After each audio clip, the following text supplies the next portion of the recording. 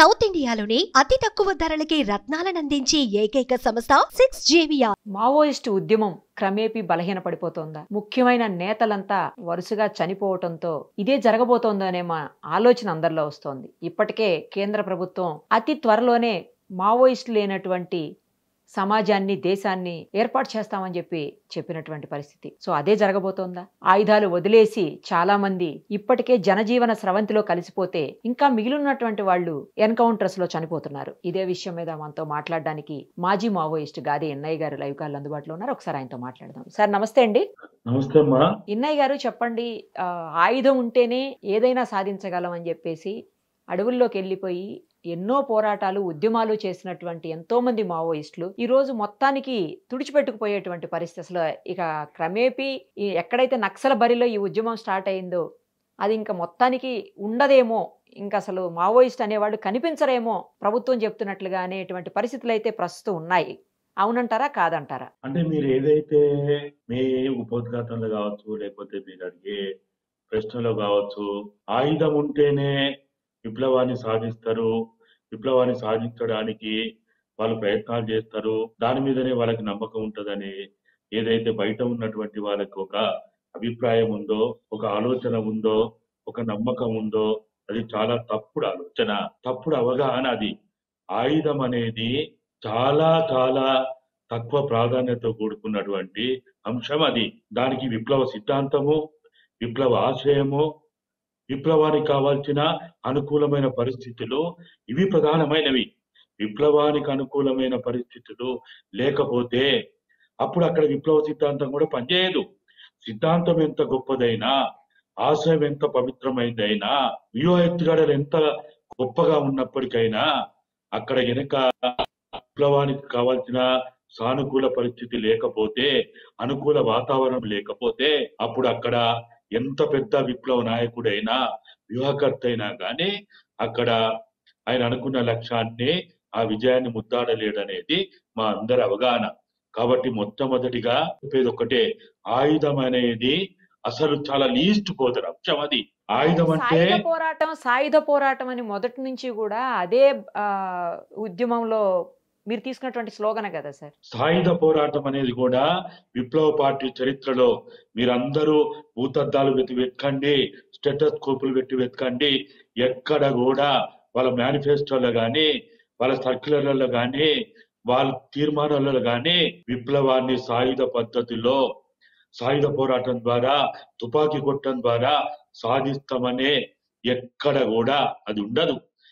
ఈ రాజ్యము, ఈ పాలకులు, ఈ దోపిడీ వర్గాలు, ఈ ఆధిపత్య వర్గాలు సృష్టించినటువంటి ఒక ఆరోపణతో కూడినటువంటి ఒక బదనాం చేయడానికి ఏర్పాటు చేసినటువంటి అంశమే. కానీ ఏ మూర్ఖుడి, ఎంత పిచ్చోడు కూడా వాడు ఒకవేళ నిజంగా తుపాకీ కొట్టడం ద్వారా విప్లవాన్ని విజయవంతం చేస్తామని ఎవడైనా విప్లవకారుడు అంటే వాడంత మూర్ఖుడు ఇంకొక లేడు. కానీ ఎన్నోసార్లు పోలీసులకి పట్టుబడిన సందర్భాల్లో కావచ్చు, లేకపోతే ఎన్కౌంటర్స్ జరుగుతున్నటువంటి సందర్భాల్లో కావచ్చు, పోలీసుల కంటే కూడా లేటెస్ట్ ఆయుధాలు AK-47, AK-56 లాంటివి కూడా వాళ్ళ దగ్గర ఉన్నాయి అని చెప్పేసి మనం కథనాలు చూస్తూ ఉంటాం. పోలీసుల ప్రెస్ మీట్లో కూడా చెప్పినటువంటి సందర్భాలు ఉన్నాయి కదా సార్. మరి అవన్నీ ఏంటి? ఆయుధాలు ఒకవేళ వాళ్ళ ఆయుధంతోటే పోరాటం చెయ్యాలి అనుకోకపోతే ఆయుధాలను ఎందుకు క్యారీ చేస్తున్నట్లు, ఆయుధాలు ఎందుకు దొరుకుతున్నాయి వాళ్ళ దగ్గర? మరి అంటే ఆయుధాలతోటి రాజ్యపాలన చేస్తున్నటువంటి, ఆయుధాలతోటి దోపిడీ వర్గాలు ఈ రాజ్యాన్ని, ప్రభుత్వాలు నడుపుతున్నారు కాబట్టి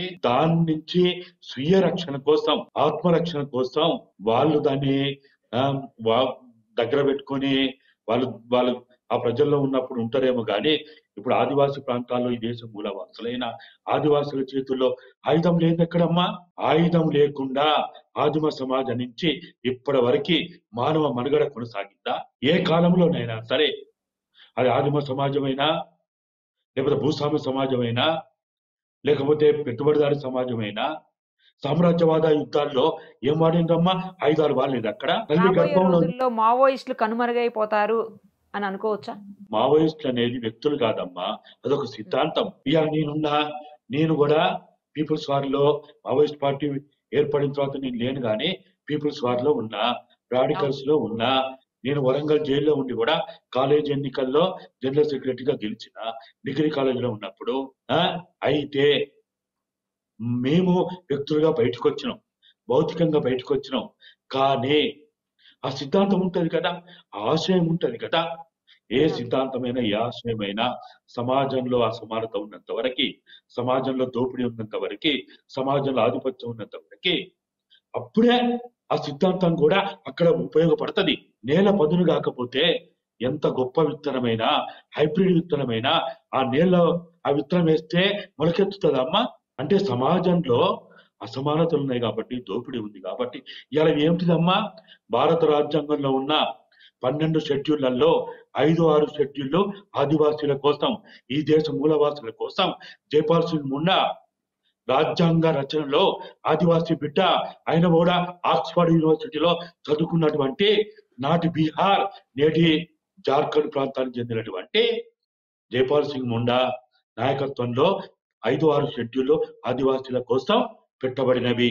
అది అమలు చేస్తే భారతదేశంలో ఉన్న దండకారణ్యంగా చెప్పబడేటువంటి సుమారు 15-16% భూభాగంలో ఉన్నటువంటి 14-15% జనాభా మూలవాసులైన ఆదివాసులుగా ఉన్నటువంటి వాళ్ళకి అసలు అక్కడ యుద్ధమే అవసరం లేదు, మావోయిస్టులు అవసరం లేదు, నక్సలైట్లు అవసరం లేదు. ఏమవసరం ఉందన్నమ్మా? అంటే అలా కాదు ఇన్నయ్య గారు, ఈ మధ్య కాలంలో మొత్తం అగ్రనేతలందరినీ కూడా ఎన్కౌంటర్ లో చనిపోతున్నారు, అగ్రనేతలంతా కూడా. లేదు అంటే చాలా మంది జనజీవన స్రవంతిలో కలిసిపోతున్నారు లొంగిపోయి పోలీసులు ఎదుట. సో ఇంకా ఉద్యమం నీరు గారిపోతుంది, ఉద్యమం అనేది ఇంకా ఉండదు, మావోయిస్టులు అనేవాళ్ళు కనిపించరు అని అంటున్నారు. ప్రభుత్వ లక్ష్యం కూడా అదే నిజానికి. ఇప్పుడు ఇప్పటి మావోయిస్ట్ పార్టీ, ఒకప్పటి పీపుల్స్ వారు, ఒకప్పటి Naxals, AML Kondapalli group, KS group గా పిలువబడినటువంటి ఆ 1977, 1980, 1981లోనే పీపుల్స్ వార్ అయింది. 2004లోనే ఆ పీపుల్స్ వారు మావోయిస్ట్ పార్టీ అయింది. ఇప్పటి మావోయిస్ట్ పార్టీ అప్పటి నుంచి అంటే కొండపల్లి సీతారామయ్య సత్యమూర్తులు ప్రారంభించినటువంటి, వాళ్ళ నాయకత్వం వహించినటువంటి, వాళ్ళ చేత ప్రారంభించబడినటువంటి ఆ పార్టీ, వాళ్ళు ఆ పార్టీలోంచి వెళ్ళిపోయినా, ఆ పార్టీకి దూరమైనా, ఆ పార్టీ ముందుకు పోయింది కదమ్మా. వ్యక్తులతోటి సంబంధం లేదు ఎప్పుడు కూడా. అగ్రనాయకుడు అంటే ఎవరు? నాయకులు అనే వాళ్ళు ఒక 30 ఏళ్ళు 40 ఏళ్ళు ఆ ఉద్యమంలో, పోరాటంలో, ఆ సిద్ధాంతంతో, ఆచరణతో మెలవేసుకొని కొనసాగినందుకు, వాళ్ళు ఆ పదవిలో ఉన్నందుకు, ఆ హోదాలో ఉన్నందుకు, వాళ్ళని ఆ పార్టీలో ఆ బాధ్యతల్లో ఉన్నందుకు వాళ్ళని మీడియా అగ్రనాయకులు అని అంటారు. కానీ పార్టీలో ఎక్కడ కూడా అగ్రనాయకుడు, చిన్న నాయకుడు, పెద్ద నాయకుడు, తక్కువ నాయకుడు, ఎక్కువ నాయకుడు అనేది ఏముండదమ్మా. సో ఎవరున్నా ఎవరు లేకపోయినా ఉద్యమం కొనసాగుతుంది అంటారు. ఉద్యమం ఎప్పుడు కొనసాగుతుంది? ఉద్యమానికి అనుకూలమైన భౌతిక పరిస్థితులు సమాజంలో ఉంటే, ఆ భౌతిక పరిస్థితులు కనుక భారతదేశంలో సమాజం వస్తే ఉద్యమాలు అవసరం లేదు, మావోయిస్టులు అవసరం లేదు, నక్సలైట్లు అవసరం లేదు, కమ్యూనిస్టులు అవసరం లేదు. అసలు ఎందుకు ఈ త్యాగాలు చేయాలి? ఎందుకు ఈ రక్తతర్పణ చేయాలి? బ్రిటిష్ పాలన లేకుంటే భగత్ సింగ్ ఉరికంబాన్ని ముద్దాడాడు వాడా? ఏమవసరం వచ్చింది? నిజాం పాలనలో నిజాం కనుక రాక్షసత్వం లేకపోతే తెలంగాణ సాయుధ పోరాటం ఉండేదా? అలా అకృత్యాలు లేకుంటే ఇక్కడ ఆనాడు 1947 నుంచి 50 వరకు తెలంగాణ సాయుధ పోరాటం జరిగేదా? ఒక తిల్కా మాంజీ, ఒక బిర్సా ముండా, ఒక అల్లూరి సీతారామరాజు, ఒక గుండాగారు, ఒక రామ్జీ గోండు, ఒక కుమ్రం భీం ఆదివాసీ బిడ్డలుగా పోరాటాలు చేసే వాళ్ళ, అమరత్వం చెందే వాళ్ళ. మావోయిస్టు పార్టీ సాయుధ పోరాటాన్ని ప్రారంభించలే. మీరందరూ గుర్తుపెట్టుకోండి, మీరందరూ తెలుసుకోండి. భారతదేశంలో సాయుధ పోరాటాన్ని ప్రారంభించింది కమ్యూనిస్ట్ కాదు, మావోయిస్ట్ పార్టీ కాదు, నక్సలైట్ పార్టీ కాదు. తిలకా మాంజీ 1785లో అప్పటి బీహార్ నేటి జార్ఖండ్ లో సాయుధ పోరాటాన్ని, గెరిల్లా పోరాటాన్ని ప్రారంభించిండు.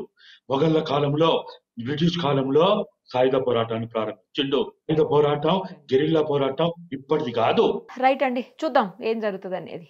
ఉద్యమం కొనసాగుతుందా, ఆగిపోతుందా చూద్దాం. థ్యాంక్ యూ అండి, థ్యాంక్ యూ సో మచ్. మరిన్ని అప్డేట్స్ కోసం Nirupama Suman TV Insta page ని ఫాలో చేయండి. సుమన్ టీవీలో మీ పర్సనల్ అండ్ బిజినెస్ ప్రమోషన్స్ కోసం కింది నెంబర్కి కాంటాక్ట్ చేయండి.